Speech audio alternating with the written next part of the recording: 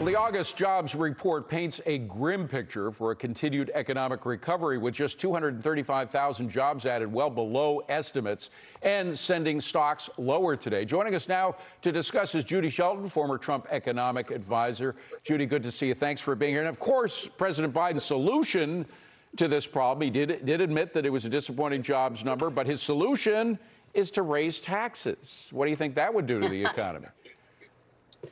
Well, I think it's the opposite of what's needed. We actually got the excellent low unemployment numbers and good growth and wage increases and productivity increases during the Trump administration after having rolled back taxes, rolled back regulations, pushed our energy capabilities, and finally confronted China. So a reversal of those policies is going the wrong direction. And you know, you made a good point bringing up energy, because that was so much a part of the whole economic plan, really bringing corporations back, those that had escaped to places like Ireland and Hungary, bringing them back with the lower rates, because we had the top rate in the industrialized world, or if it wasn't the top rate, it was close to it before the Trump tax cuts.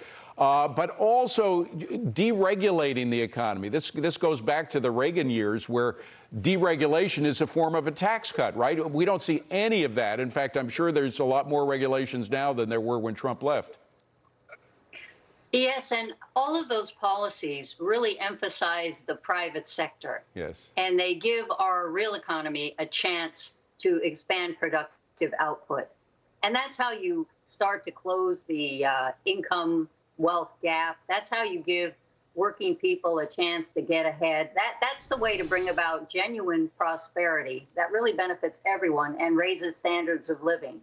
That's the kind of economic growth you want. You know, the other thing about the whole energy push during the Trump administration and this administration's attempt to reverse it all by closing off the pipelines, et cetera, which immediately kill U.S. jobs. But they always talk about the green jobs. And remember, during the Obama-Biden administration, all of the talk about the green jobs that were going to be created. The Wall Street Journal did an extraordinary report back in 2012. They sent reporters to all of these so-called wind farms where the administration was coming out with these figures that they had tens of thousands of workers. The Wall Street Journal found that there were just dozens, not tens of thousands, not thousands, not even hundreds. There were just dozens of extra jobs that were created, and some of those wind farms went totally out of business. So a lot of that is just pie in the sky.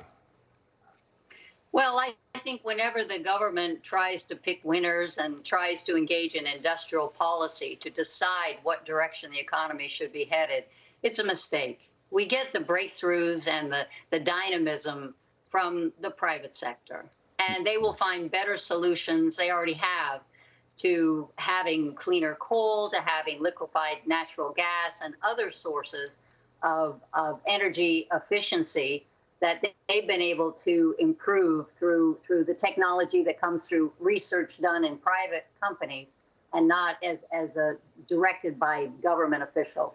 And then keeping on the jobs numbers for a minute, we have all of these disincentives to working. And we had Congressman Barr at the top of the show talking about how he visited a lot of small businesses in his neighborhood, saying that they were getting killed trying to compete with the government unemployment benefits. And it's not just the extension of the $300 a week that they did and that they might still extend even further, but all of the other benefits that you get for essentially doing nothing. These mandates for state governments as well to chip in money. There really are too many disincentives for work right now, aren't there? Well, it's not only that. We've seen if you pay people not to work, they very rationally might decide to put off working.